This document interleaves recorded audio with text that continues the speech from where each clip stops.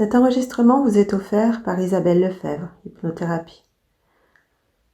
Vous pouvez l'écouter aussi souvent que vous le souhaitez, de préférence allongé, au calme, dans un endroit où vous ne serez pas dérangé le temps de l'écoute. Ne pas écouter en conduisant un véhicule, ni en effectuant quelque chose de dangereux. Son but est tout simplement de vous mettre dans un état d'esprit favorable pour activer votre système immunitaire et vous aider à lutter contre les infections hivernales, et notamment le coronavirus. Il ne remplace cependant aucunement un acte médical ou un conseil avisé d'un médecin. Prenez le temps de vous installer confortablement. Et puis, relaxez-vous.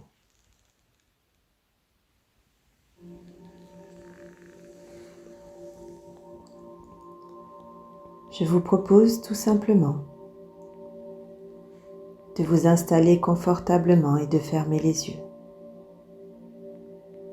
On dit souvent qu'il est bien plus facile de s'ouvrir quand les paupières sont closes, de s'ouvrir au changement, de retrouver la pleine maîtrise de soi. Un peu comme si vous aviez décidé de pouvoir accéder à l'intérieur de vous, dans ce centre de pilotage qui vous permet de bouger certains curseurs de cette machine formidable qu'est votre corps. Oui, souvent on dit que la pensée peut nous faire changer. On a souvent entendu ces phrases comme quoi, quand on veut, on peut. Et c'est toute l'idée de cette séance. Vous permettre de vous aider à mettre en place les curseurs de votre immunité pour faire face à certains virus, à certaines attaques extérieures. Mais vous le savez, pour mieux résister, il faut être fort à l'intérieur. Regardez un œuf avec une coquille si fine obtient toute sa résistance par sa forme et par le fait que cette pression interne fait qu'aucune pression externe ne peut jouer.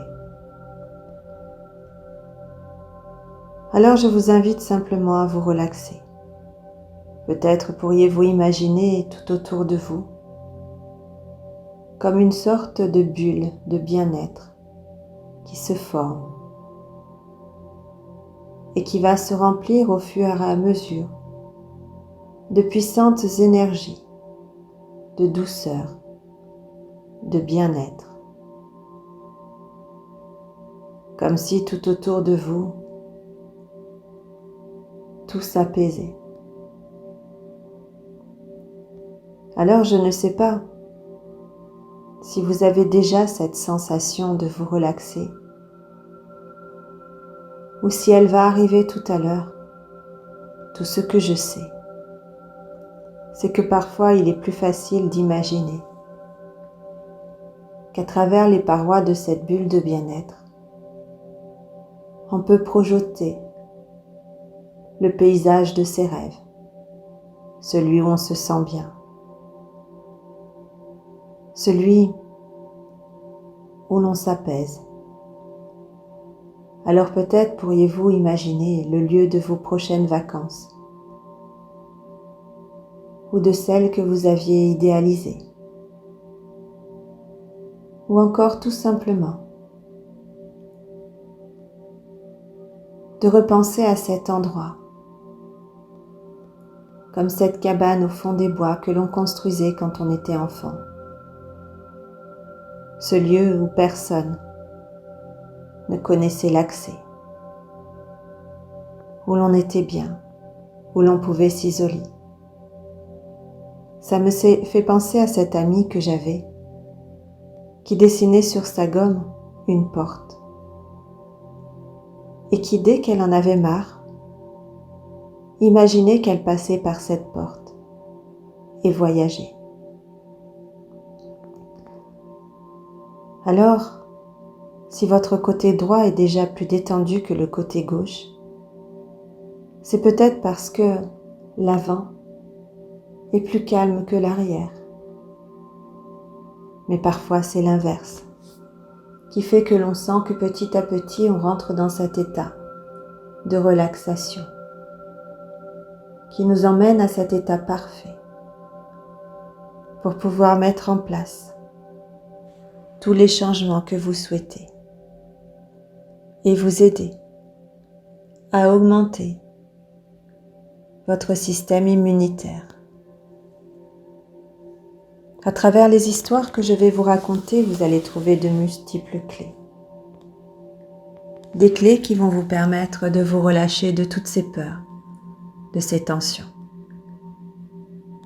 pour vous sentir bien et pour que votre énergie soit centrée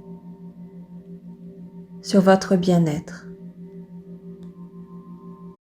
Je voulais déjà vous raconter l'histoire de ce roi qui vivait dans un royaume lointain, au centre d'un monde incertain. Ce roi avait engagé un conseiller. On lui avait dit que ce conseiller était un véritable expert, qu'il était formidable et connaissait tout. Alors le roi n'écoutait que lui. Chaque jour, l'expert venait lui raconter ce qui se passait dans les royaumes à côté. Ce qu'il ne savait pas, c'est que cet expert ne rêvait que d'une chose, pouvoir piloter le monde à la place du bon roi. Alors l'expert commença au début. Il lui parla du royaume du Nord. Ce royaume du Nord avait soi-disant un roi qui lui ne rêvait que d'une chose, c'était de rabaisser notre bon roi. Il lui rapporta certains termes qui rappelaient à notre roi la façon dont certaines personnes lui avaient parlé quand il était enfant, ravivant ainsi certaines blessures au fond de lui, faisant que son ego voulait à tout prix agir. Alors notre bon roi, pour éviter de souffrir encore, décidait d'attaquer le premier. Il mobilisa ses troupes et tout le monde partit au combat. Le combat dura quelque temps, il en revint vainqueur évidemment. Mais aussitôt, notre expert et conseiller commença à parler au grand roi du royaume du Sud, en lui disant « Oh bon roi, tu devrais faire attention. Regarde ce que tu as dit et regarde ce qu'a pensé cet autre roi.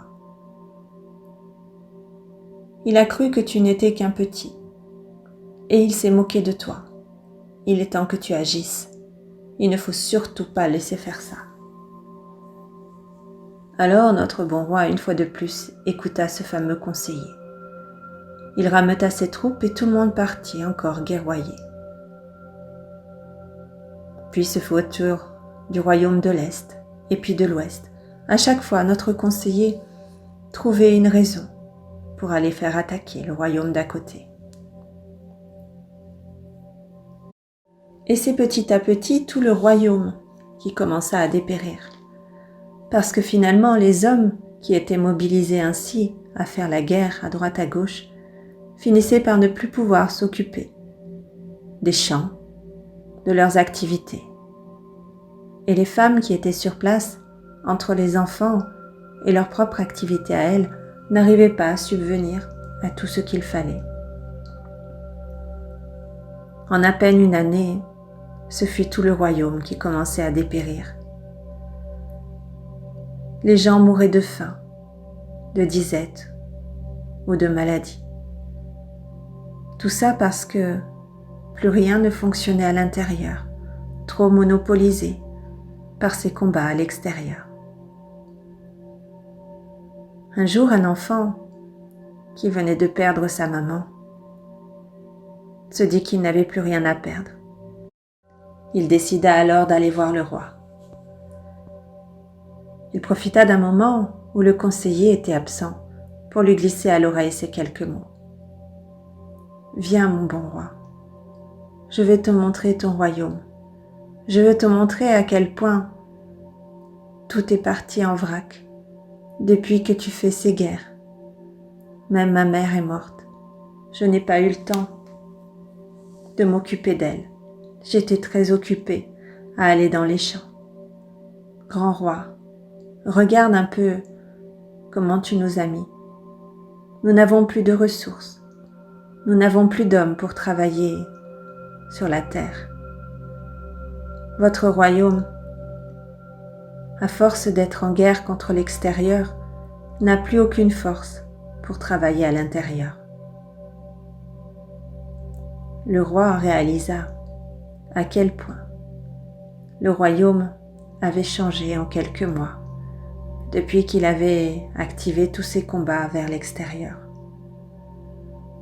C'est là qu'il réalisa que le conseiller ne faisait qu'appuyer sur ses propres peurs pour le faire agir, pour le faire prendre des décisions qui étaient contraires au bien-être de son intérieur du royaume. Quelque temps après, il décida de virer ce fameux conseiller. Les hommes purent revenir s'occuper des champs, de leurs femmes et de leurs familles.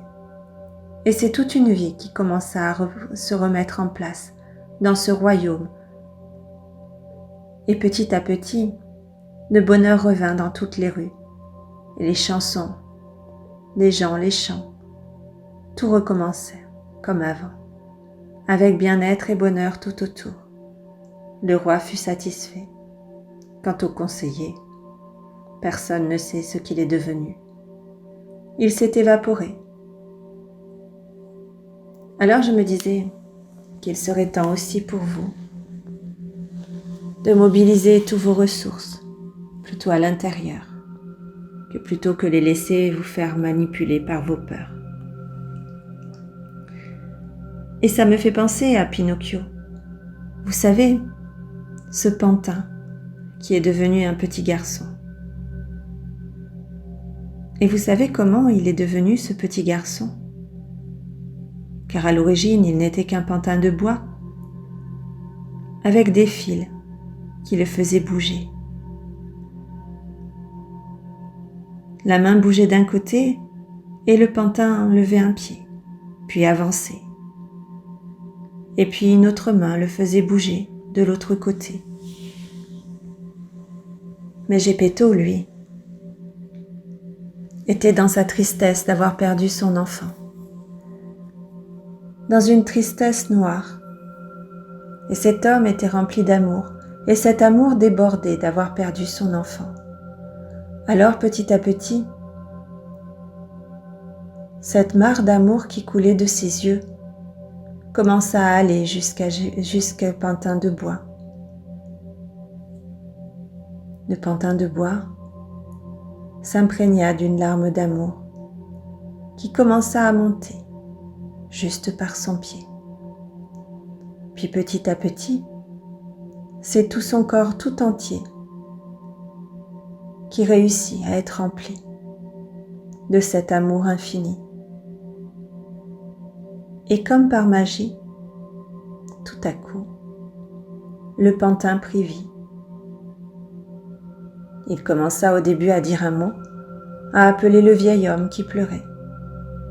Et puis, il lui demanda de pouvoir couper tous ces fils qui l'empêchaient d'exister. Geppetto au début ne comprenait pas. Il lui disait que c'était impossible de vivre sans ces fils attachés. Mais le pantin insista. « Si, regarde. L'amour que tu m'as donné va me permettre d'exister réellement. Et toutes ces fils qui me manipulent vont pouvoir être libérés, envolés, détachés. » Alors Geppetto prit une paire de ciseaux et coupa tous ces fils. et le pantin sauta dans ses bras pour lui faire un câlin. Et c'est ainsi qu'est née cette légende, qui raconte qu'avec beaucoup d'amour, on peut se libérer de tout ce qu'on a autour. Et je voulais vous raconter l'histoire de cet homme qui avait mis au point un système particulier dans sa maison. Il avait fait tout commander par électronique. Il faut dire qu'il avait vu à la télé qu'il y avait un nombre recrudescent de vols dans son quartier. Alors il s'était équipé. Il avait installé des caméras un peu partout et toute sa maison était pilotée en reconnaissance faciale. Seulement lui et sa famille pouvaient ouvrir. Alors quand il rentrait le soir, il se montrait devant la caméra et la porte s'ouvrait.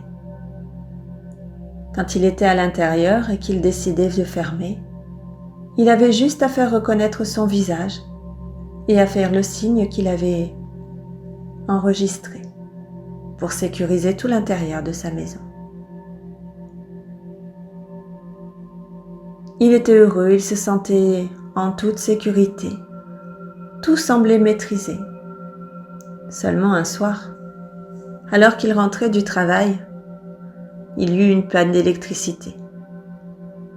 Et l'homme qui avait l'habitude de se réfugier à sa maison pour être en toute sécurité se retrouva bloqué à l'extérieur, sans pouvoir ouvrir, puisque la caméra ne fonctionnait plus et qu'aucune clé n'existait pour lui permettre d'ouvrir cette maison. Il se retrouva enfermé à l'extérieur. Il commença à paniquer, en se demandant ce qu'il allait lui arriver. Il était terrorisé. Il avait tellement voulu protéger son intérieur qu'il s'était retrouvé complètement bloqué à l'extérieur. Et puis, il repéra une toute petite souris qui, elle,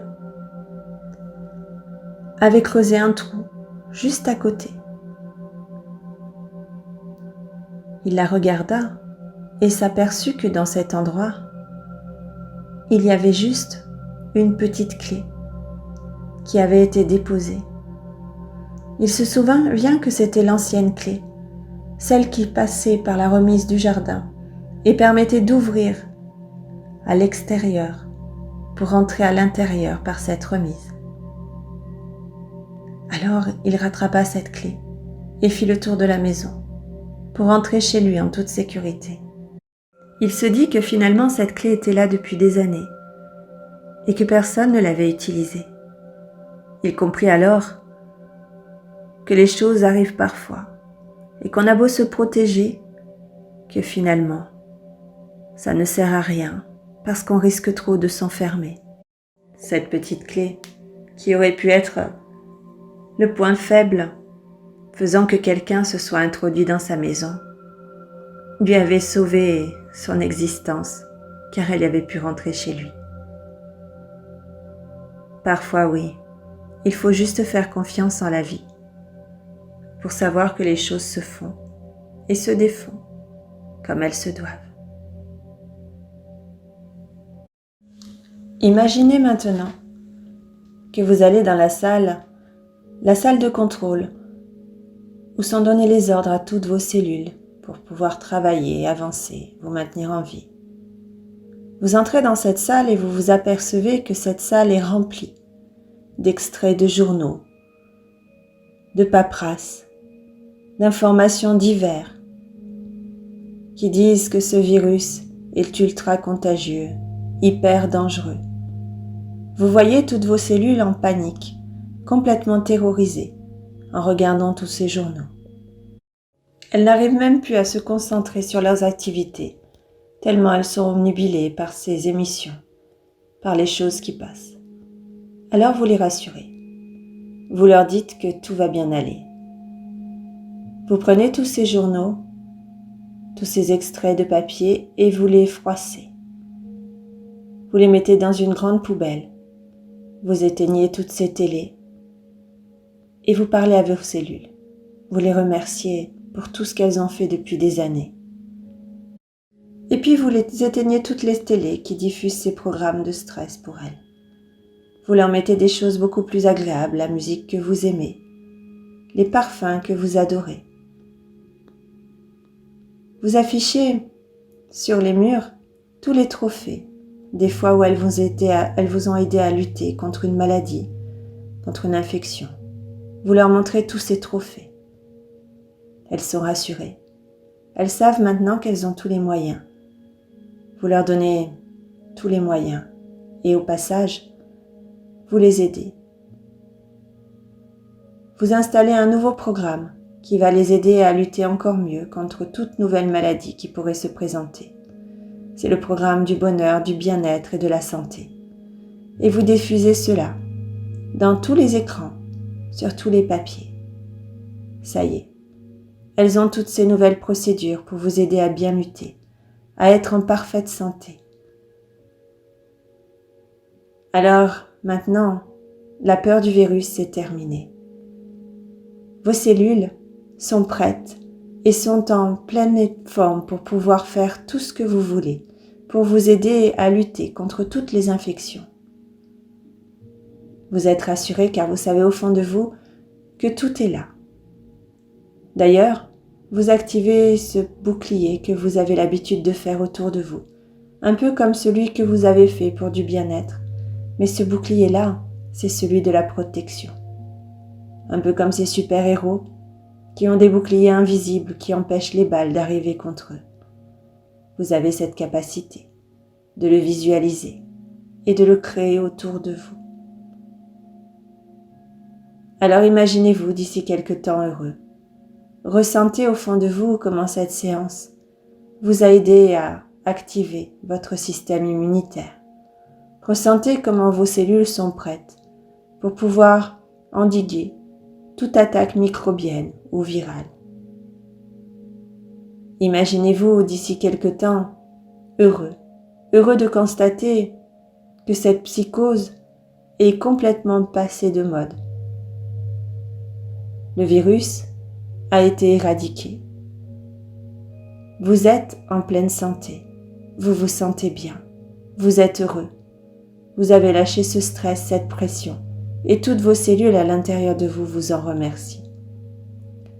D'ici quelques instants, vous le savez, vous allez pouvoir remonter cet escalier tout en douceur, à votre rythme. Vous reprenez conscience petit à petit de votre position, des sons qui sont tout autour de vous. Alors, vous prenez le temps de revenir ici et maintenant à votre rythme. Et quand vous le souhaiterez, au rythme que vous souhaiterez, vous pourrez revenir ici et maintenant et réouvrir les yeux.